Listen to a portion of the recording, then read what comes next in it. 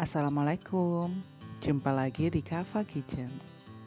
Niatnya, lebaran kali ini saya nggak buat nastar ya bunda, karena pengalaman tahun kemarin, nastarnya dihabisin duluan sama anak-anak.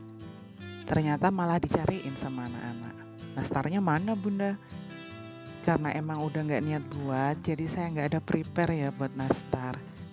Akhirnya saya buat dengan seadanya. Kebetulan malas juga mau ke pasar cari nanas. Akhirnya nanas yang ada di tukang sayur aja yang saya beli. Adanya yang mini seperti ini, kecil banget. Saya pakai nanas 2 buah ukuran mini. Setelah dikupas, ini saya parut ya bunda. Lanjut kita masak dengan menggunakan teflon yang anti lengket. Ini saya tambahkan 2 biji cengkeh.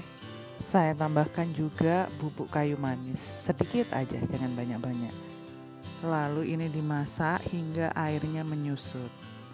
Kalau bunda lebih suka rasa nanasnya yang alami tanpa ada campuran, silahkan di skip untuk kayu manis dan juga cengkehnya.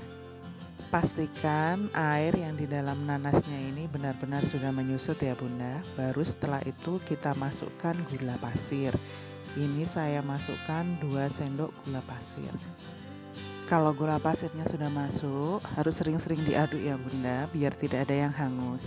Kita masak kembali hingga airnya ini benar-benar menyusut dan berbentuk seperti ini ya bunda. Karena nanasnya memang sedikit yang saya pakai, jadi hasilnya memang cuma segini ya bunda. Siapkan 300 gram tepung terigu, kemudian ditambah dengan 50 gram maizena. Untuk susu bubuknya ini saya pakai 2 saset ya bunda. Lalu adonan keringnya ini kita aduk hingga rata.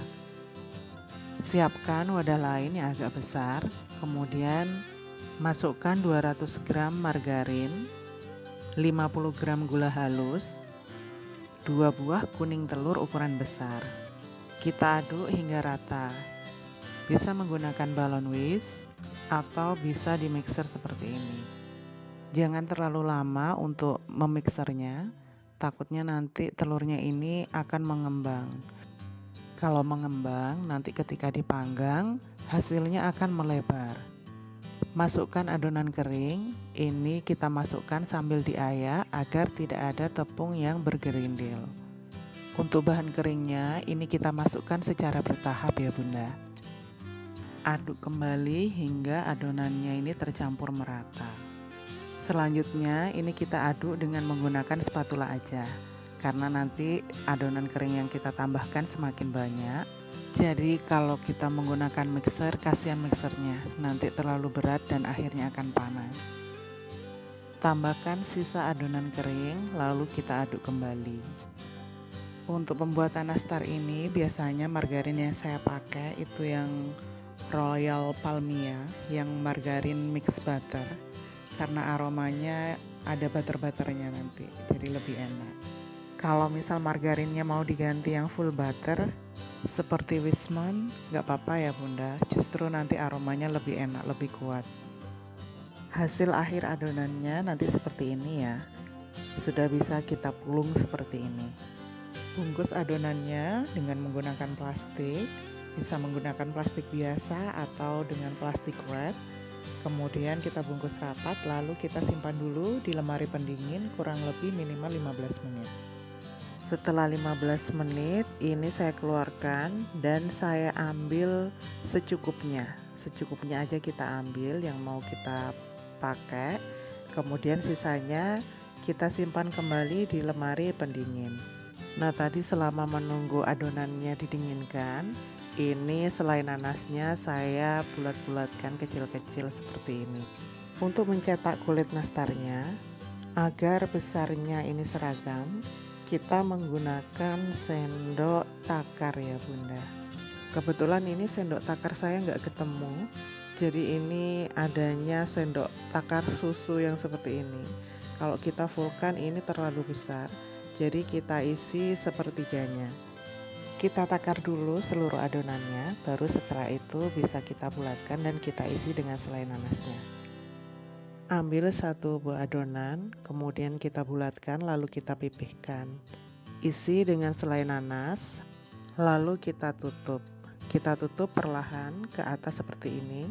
Kemudian pelan-pelan adonannya ini kita dorong ke atas hingga selai nanasnya ini tertutup dengan adonan. Kemudian kita bulatkan kembali hingga kulit permukaannya mulus seperti ini. Letakkan di loyang yang sudah dialasi dengan baking paper, atau loyangnya bisa dilapisi dengan margarin agar tidak lengket ya bunda. Lakukan hal yang sama hingga selai nanasnya ini habis.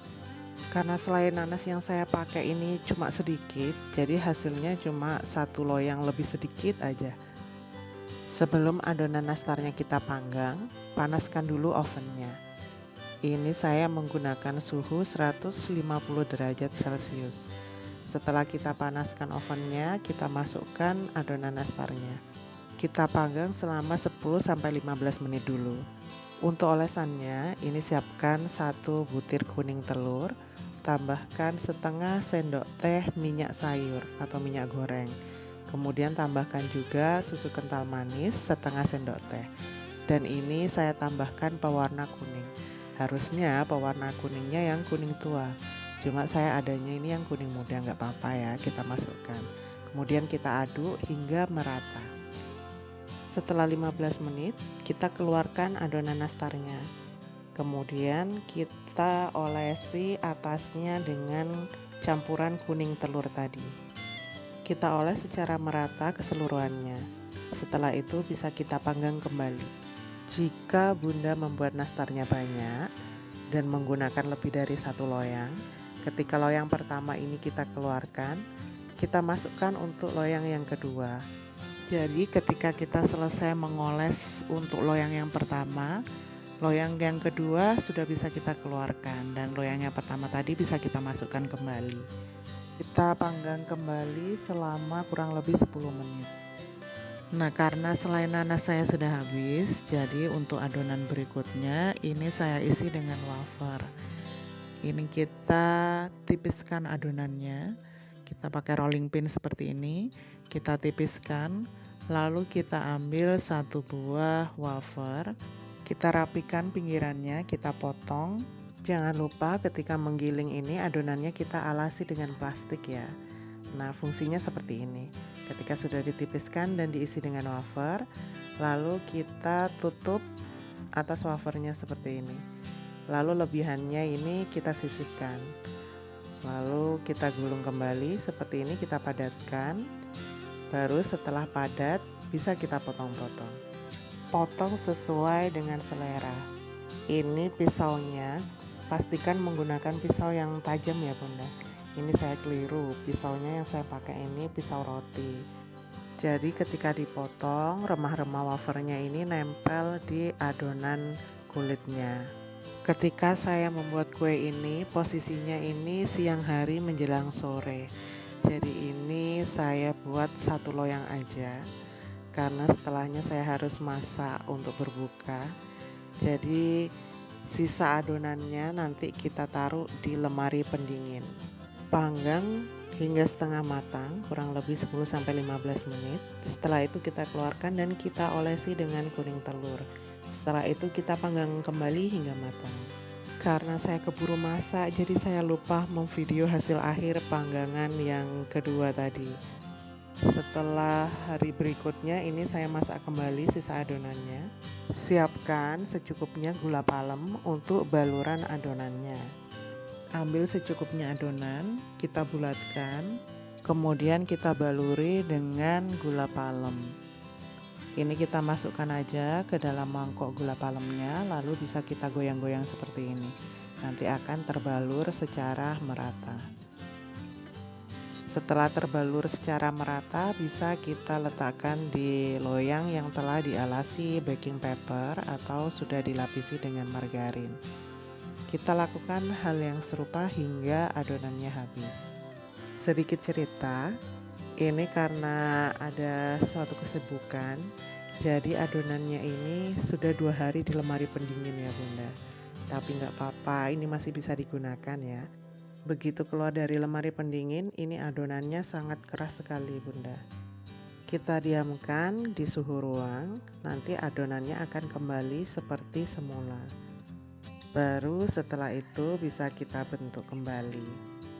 Panggang dengan suhu yang sama seperti nastar yang kemarin, 150 derajat dengan durasi waktu sekitar 15 hingga 20 menit menggunakan panas api atas bawah. Durasinya ini tidak harus sama, tergantung dengan kondisi oven masing-masing ya. Satu resep ini saya jadikan 3 jenis kue dan hasilnya memang tidak banyak, jadi sedikit-sedikit. Jadi jika Bunda ingin buat banyak, bisa dikali 2 untuk resepnya ya. Ini cukupnya di toples yang mini-mini ya Bunda. Terima kasih telah menonton video dari Kava Kitchen. Selamat mencoba di rumah dan wassalamualaikum warahmatullahi wabarakatuh. Sampai jumpa.